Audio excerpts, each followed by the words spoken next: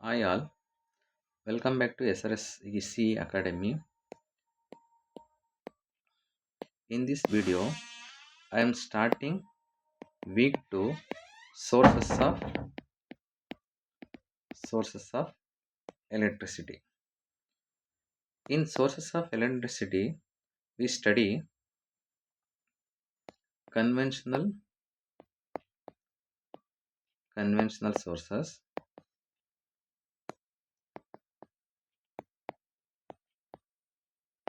non-conventional sources,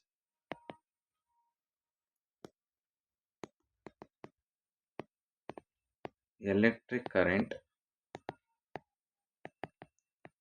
voltage,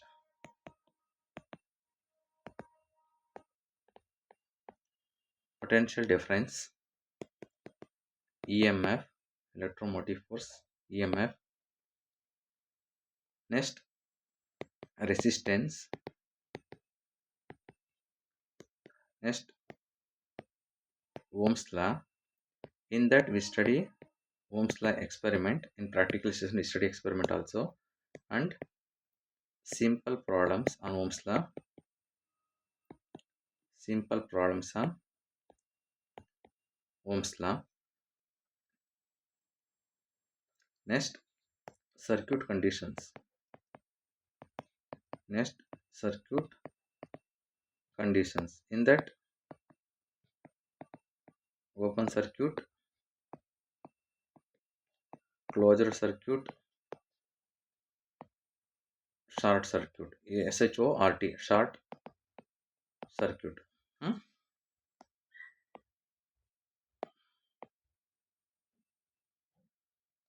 I will write neatly. Short circuit. Now I will explain you conventional sources and non-conventional sources. Before that, let's understand the meaning of renewable and non-renewable. Renewable. Understand these words. Renewable. Renewable means reused. Reused again and again. Okay. Example: sunlight, ಗಾಳಿ, wind, water tides, ನೀರಿನ ಅಲೆಗಳು, ಆಯ್ತಾ. Next biomass, earth ಈಟ್, ಇದೆಲ್ಲ renewable. Next ನಾನ್ renewable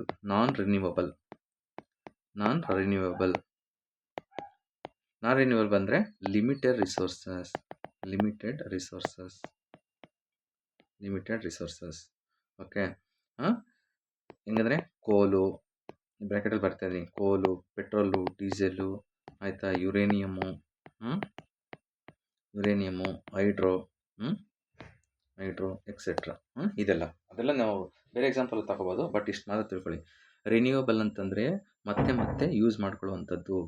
ಏನು, ಈಗ ನಮಗೆ ನೋಡಿ, ಸೂರ್ಯನ ಬೆಳಕು ಬರುತ್ತೆ, ನೀರು ಸಿಗುತ್ತೆ, ಇದೆಲ್ಲ ಸಿಗುತ್ತೆ, ಬಯೋಮಾಸ್ ಸಿಗುತ್ತೆ, ಅದು ಸಿಗುತ್ತೆ.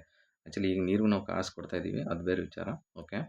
ನಾನ್ ರಿನ್ಯೂವಬಲ್ ಅಂತಂದರೆ ಲಿಮಿಟೆಡ್ ರಿಸೋರ್ಸು. ಈಗ ನೀವು ಪೆಟ್ರೋಲು, ಡೀಸೆಲು, ಕಲ್ಲಿದ್ದಲು, ಯುರೇನಿಯಂ, ಹೈಡ್ರೋ ಇವೆಲ್ಲ ನಾನ್ ರಿನ್ಯೂವಬಲ್ ರಿಸೋರ್ಸಸ್ಸು. ಇವಾಗ ನಾನು ನಿಮಗೆ along with examples. Okay. Now let's study conventional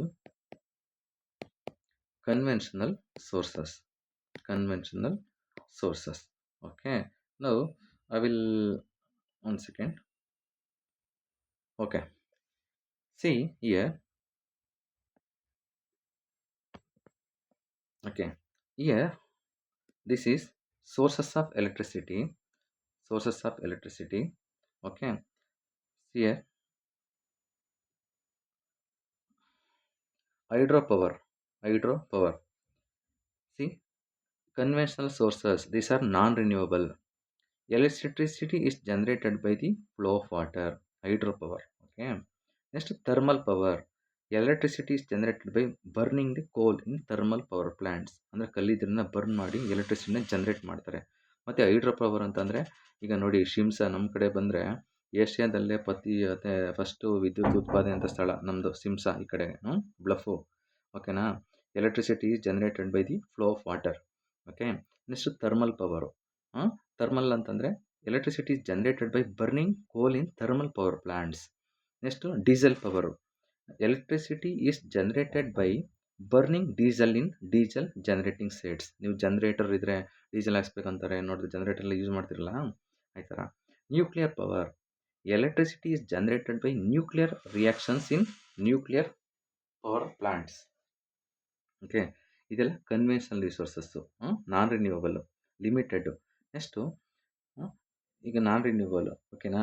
ಈಗ ನಿಮ್ಮ ಹತ್ರ ಒಂದು 1,00,000 ಇರುತ್ತೆ, ಅಥವಾ 1,000ನೇ ಇರುತ್ತೆ, ಅಥವಾ 100 ರೂಪಾಯಿನೇ ಇರುತ್ತೆ. ಎಷ್ಟು ದಿನ ಅಂತ ಯೂಸ್ ಮಾಡ್ತೀರಾ ಅದನ್ನು, ಮತ್ತೆ ಮತ್ತೆ ದುಡಿಬೇಕಲ್ವಾ. ಆದರೆ ನಾವು ದುಡಿಯೋಕ್ಕೆ ನಮ್ಗೆ ಟೈಮ್ ಬೇಕಲ್ವಾ. ಸುಮ್ಮನೆ ಬಂದ್ಬಿಟ್ಟು ಅದೇ ಥರ ನೋಡಿ, ನಾನ್ ರಿನ್ಯೂವಬಲ್ ಕನ್ವೆನ್ಷನಲ್ ಸೋರ್ಸಸ್. ಅಥವಾ ನಿಮ್ಮ ಹತ್ರ ಕೋಟಿನೇ ಇರುತ್ತೆ, ಸುಮ್ಮನೆ ಏನು ಮಾಡಿಲ್ಲ ಅಂತಂದರೆ ಅದು ಖರ್ಚಾಗ್ಬಿಡುತ್ತೆ. ಆದರೆ ನಾವು ಅದನ್ನು ದುಡಿಯೋಕ್ಕೆ ತುಂಬ ಟೈಮ್ ಬೇಕು. ಇದು ರಿನ್ಯೂವಬಲ್ ನಾನ್ ಕನ್ವೆನ್ಷನಲ್ ಸೋರ್ಸಸ್. ನೋಡಿ, electricity is generated by sunlight using solar panels. ಇದೆಲ್ಲ ನೀವು ನೋಡಿರ್ತೀರ, ಮನೇಲಿ ಯೂಸ್ ಮಾಡ್ತಾರೆ solar panels. Next wind energy. ಈ ಪ್ಲೇಸಸ್ ನಾವು ಹೋಗಿದ್ದೀನಿ ಅದೆಲ್ಲ, ಅದು ಬಟ್ ನನಗೆ ನೆನಪಾಗ್ತಿಲ್ಲ. ಆ ಕಡೆ ನಾರ್ತ್ ಕರ್ನಾಟಕ ಕಡೆ ಹೋದಾಗ ಇದು ವಿಂಡ್, ಇದು ನೋಡಿದ್ದೀನಿ. ಇದು electricity is generated by the force of wind. Wind turbine ಇವೆಲ್ಲ. Turning wind turbines. Electricity generated by the force of wind. ಗಾಳಿಗೆ ಅವೆಲ್ಲ ತಿರುಗ್ತವಲ್ಲ ಇವು ವಿಂಡ್ ಟರ್ಬೈನ್ಸ್ಗಳು, ಅದ್ರ ಮೂಲಕ ಕೂಡ ಎಲೆಕ್ಟ್ರಿಸಿಟಿ ಜನರೇಟ್ ಆಗ್ತದೆ. Next tidal energy. ನೋಡಿ, electricity generated by the rise and fall of sea tides. ಸಮುದ್ರದ ಅಲೆಗಳು ಏನು generated by the rise and fall of sea tides. ಸಮುದ್ರ ಅಲೆಗಳು ಏರಿಳಿತ ಆಗ್ತದಲ್ಲ, ಅದನ್ನು ಕೂಡ ಎಲೆಕ್ಟ್ರಿಸಿಟಿ ಜನರೇಟ್ ಆಗ್ತದೆ. Next biomass energy. Electricity is generated by burning organic materials like wood, ಅಂದರೆ ಮರ, ಕ್ರಾಪ್ ವೇಸ್ಟು ಎಕ್ಸೆಟ್ರಾ. ಅಂದರೆ ಬೆಳೆಗಳ ಪದಾರ್ಥ ವೇಸ್ಟ್ ಎಲ್ಲ ಇರ್ತಾವಲ್ಲ, ಅದನ್ನು ಕೂಡ ಮೂಲಕ ಬಯೋಮಾಸ್ ಎನರ್ಜಿ ಅಂತ ಕರೀತಾರೆ. Geothermal energy. Electricity is generated by the heat from inside the earth. Electricity is generated by the heat from inside the earth.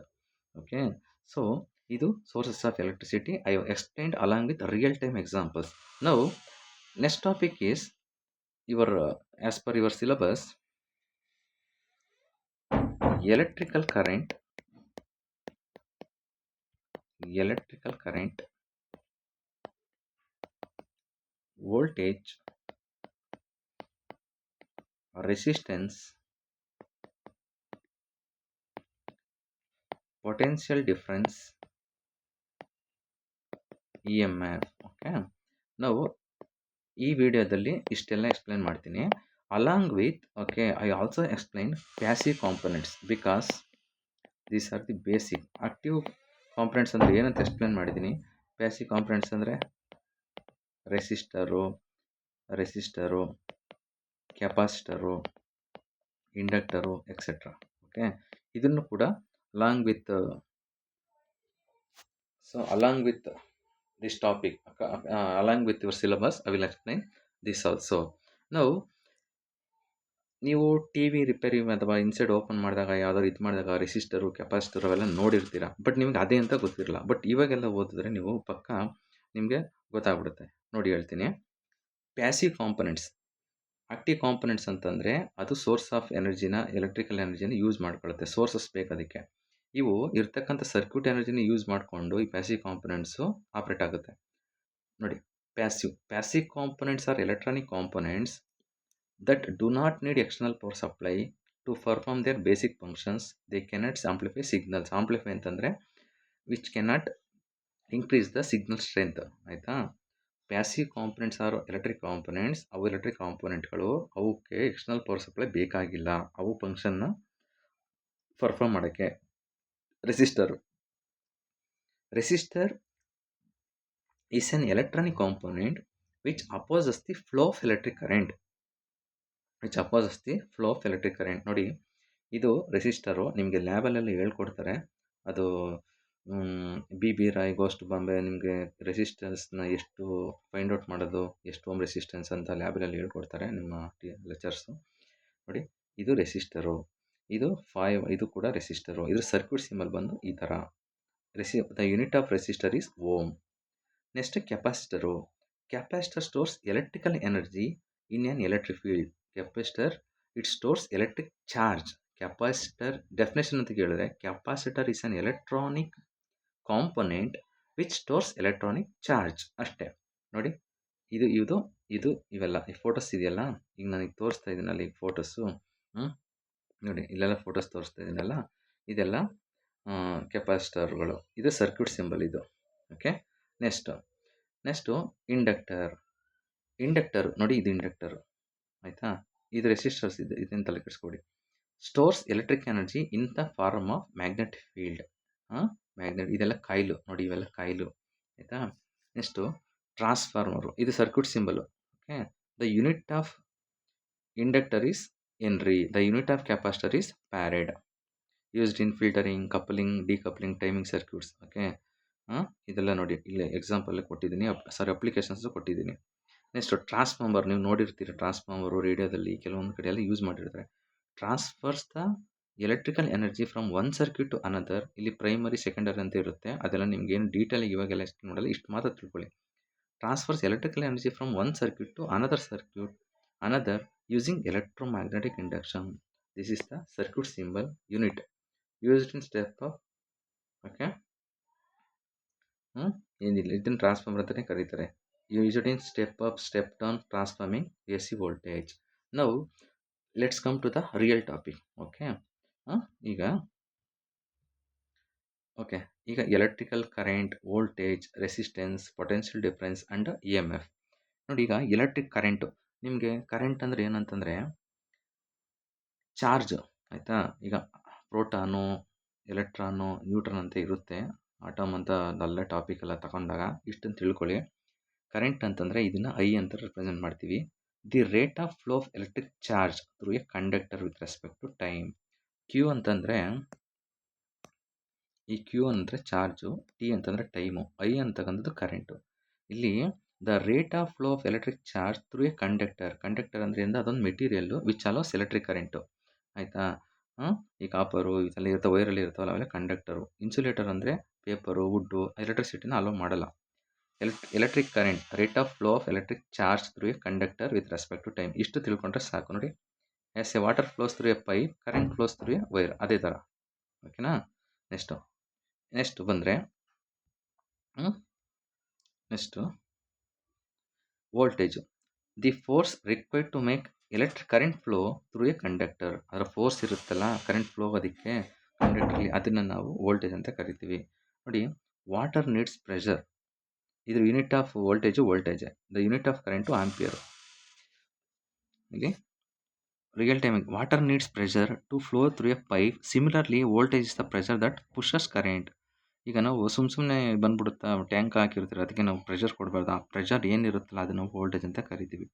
Resistance, opposition afford by the conductor to the flow of current.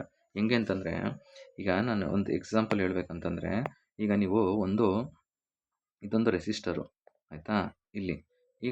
ಇಲ್ಲಿ ನಿಮಗೆ ಒಂದು 10 ampere ಕರೆಂಟ್ನ supply ಮಾಡ್ತೀರಾ. But ನಿಮಗೆ ಇಲ್ಲಿ output ಬರಬೇಕಾದ್ರೆ ಎಷ್ಟು ಬರುತ್ತೆ ಗೊತ್ತಾ, ರೆಸಿಸ್ಟರ್ಸು ಅದೇನಾದ್ರು ಐ ರೆಸಿಸ್ಟೆನ್ಸ್ ಅಂತ ಇದ್ದರೆ ನಿಮಗೆ ಅದು 1 ಆಂಪಿಯರ್ ಕರೆಂಟ್ ಅವಾಯ್ಡ್ ಮಾಡಿ 9 ಆಂಪಿಯರ್ ಕರೆಂಟ್ ಬರುತ್ತೆ. ಸರಿ ಲೋ ರೆಸಿಸ್ಟೆನ್ಸ್ ಇದ್ದರೆ 5 ಆಂಪಿಯರ್, ಅದು ತುಂಬ ಮಾಡುತ್ತೆ ಅಂದರೆ ನಿಮ್ಗೆ 10 ಆಂಪಿಯರ್ ಕೊಟ್ಟರೆ ನಿಮಗೆ 7 ಆಂಪಿಯರ್ ಕರೆಂಟ್ ಬರುತ್ತೆ. ಇನ್ನು ಮಿಕ್ಕಿದ್ನ ಇದು ರೆಸಿಸ್ಟ್ ಮಾಡುತ್ತೆ. ಅರ್ಥ ಆಯ್ತಾ. ಅದು ಅದೇ ಥರ. ಓಕೆನಾ. ಸೊ ಇಲ್ಲೇ ನೋಡಿ, ಇಲ್ಲಿ ನಿಮ್ಗೆ ರಿಯಲ್ ಟೈಮ್ ಎಕ್ಸಾಂಪಲ್ ಎಕ್ಸ್ಪ್ಲೇನ್ ಮಾಡ್ತಾ ಇದ್ದೀನಿ ನೋಡಿ. A narrow pipe offers more resistance to water flow, likewise a thin wire offers more resistance to the current. ಅಂದರೆ ಇದನ್ನು ನುಲ್ದು ಬಿಟ್ಬಿಟ್ಟಿದ್ದಾರೆ ಗಂಟು ಹಾಕ್ಬಿಟ್ಟು, ಆವಾಗ ನೀರು ಫ್ಲೋ ಕಡಿಮೆ ಆಗಲ್ವಾ. ಇದೇನಾದ್ರು ಸ್ಟ್ರೈಟಾಗಿ ಕರೆಕ್ಟಾಗಿರೋ ನೀರು ಫ್ಲೋ ಜಾಸ್ತಿ ಆಗುತ್ತೆ ತಾನೇ. ರೆಸಿಸ್ಟೆನ್ಸ್ ಅಂದರೆ ನಮ್ಮ ಬಾಡಿಯಲ್ಲಿ ಇದು ಯಾವ ಥರ ಅಂತಂದರೆ, ನಾವು ಏನೇ ಅಂದರೆ ಒಳ್ಳೆ ಆಹಾರ ಪದಾರ್ಥಗಳನ್ನ ತಿಂತಾಯಿದ್ರೆ ನಮ್ಗೆ ಯಾವುದೇ ಕಾಯಿಲೆ ಬಂದರೂ ನಮ್ಮ ಬಾಡಿ ತಡ್ಕೊಳ್ಳುತ್ತೆ. ಅದು ನಮ್ಮ ರೆಸಿಸ್ಟೆನ್ಸ್ ಕೆಪಾಸಿಟಿ. ಅದನ್ನು ಆಂಟಿಬಯೋಟಿಕ್ ಅಂದರೆ ಅಂತ ಅದನ್ನು ಕರಿತೀವಿ ಆ ಥರ. ಸೊ ಏನಾದ್ರು ಇಲ್ಲ ನಮಗೆ ಸರಿಯಾಗಿ ಇದಿಲ್ಲ ಅಂತಂದರೆ ಅದು ನಮ್ಗೆ ತಡ್ಕೊಳಕ್ಕಾಗಲ್ಲ. ಅದೇ ರೀತಿ ಕೂಡ ಅದು high resistance wire, low resistance ಆ ಥರ ಇರುತ್ತೆ. Potential difference, the difference between high potential point and lower potential point in a circuit ಆಯಿತಾ. ಈ ಥರ ಸರ್ಕ್ಯೂಟ್ ಬರ್ಕೊಂಡ್ರೆ, ಈ ಥರ ನೀವು ಸರ್ಕ್ಯೂಟ್ ಬರ್ಕೊಡ್ತೀರಲ್ಲ,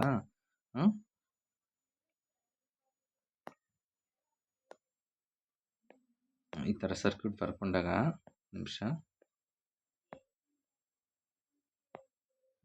ಒಂದು ಸರ್ಕ್ಯೂಟ್ ಇರುತ್ತೆ ಅಂತ ಅಂದ್ಕೊಳ್ಳಿ.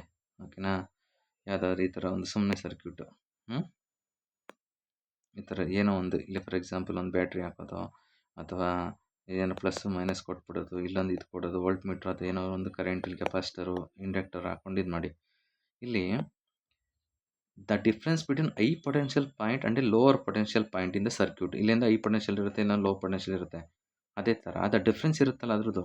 ಫಾರ್ ಎಕ್ಸಾಂಪಲ್ ಇಲ್ಲಿ 5 ವೋಲ್ಟ್ ಇರುತ್ತೆ, 3 ವೋಲ್ಟ್ ಇರುತ್ತೆ. ಇದು ಹೈ ಪೊಟೆನ್ಷಿಯಲ್ 5 ಮೈನಸ್ 3 ಅಂದರೆ 2 ವೋಲ್ಟ್ ಆಯಿತು. 5 ಮೈನಸ್ 3 ಅಂದರೆ water flows from a place of higher level to lower level. ನೋಡಿ, ಇದು ಟ್ಯಾಂಕರು, ಇದು ಹೈ ಲೆವೆಲ್ ಇದೆ, ಇಲ್ಲಿ ಇದು ಹೈ ಪೊಟೆನ್ಷಿಯಲ್ ಡಿಫ್ರೆನ್ಸು, ಇಲ್ಲಿ ಲೋ. ದ ಡಿಫ್ರೆನ್ಸ್ ಏನಿರುತ್ತಲ್ಲ ಅದ್ರ ಪ್ರೈಸ್ ಅದನ್ನು ನಾವೇನಂತ ಕರಿತೀವಿ ನೋಡಿ, ಇದು ಹೈ ಪೊಟೆನ್ಷಿಯಲ್ ಲೋ ಪೊಟೆನ್ಷಿಯಲ್. ಅಲ್ಲಿ ಸರ್ಕ್ಯೂಟ್ ಎಕ್ಸ್ಪ್ಲೇನ್ ಮಾಡಿದ್ನಲ್ಲ ಅದು ನಾನು ಆ್ಯಕ್ಚುಲಿ ನೋಡಿ ಇಲ್ಲೇ ಕೊಟ್ಟಿದ್ದಾರೆ. ನೆಕ್ಸ್ಟ್ ಬನ್ನಿ. Next E M F, electromotive force is the energy provided by a source to move charges in a circuit.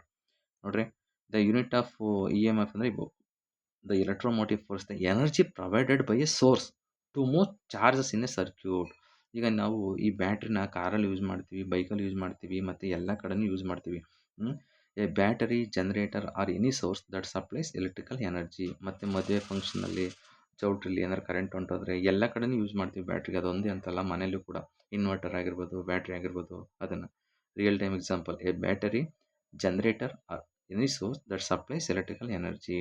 Okay, I have explained all the topics. Okay, conventional sources, okay, non-conventional sources, along with the examples and with the images. Okay, and electric current, voltage, resistance, potential difference, EMF. So you have to understand the technical terms. Okay, technical terms technically, along with real time examples, and you have to understand the concept. ಸುಮ್ಮನೆ ಈಗ electric current, rate of flow of electric charge through conductor with respect to time ಅಂತ ಬರೆದ್ಬಿಡೋದು. ಅದು ಏನು ಬರುತ್ತೆ, ಹಂಗೇನು ಬಂದರೆ ಅದು ಏನು ಪ್ರಯೋಜನ ಇಲ್ಲ ಓದಿದ್ರೆ. ಆ್ಯಕ್ಚುಲಿ ಆನೆಸ್ಟ್ಲಿ ಏನು ಯೂಸ್ ಇಲ್ಲ, ಅದೆಲ್ಲ ಮಾಡ್ತಾರೆ. But being a technical student you need to understand the concept. Okay, along with the real time examples, then you are the technical student. Okay, so that's what I sincerely advise to all. Okay, to all engineers including me. Okay, so in the next video, let's study about Ohm's law. This is very very important. Ohm's law ಇದನ್ನು ಕೇಳ್ತಾರೆ. Next ವಿಡಿಯೋದಲ್ಲಿ Ohm's law ನಾನು explain ಮಾಡ್ತೀನಿ, ಮತ್ತು ಒಂದು problem solve ಮಾಡುವ.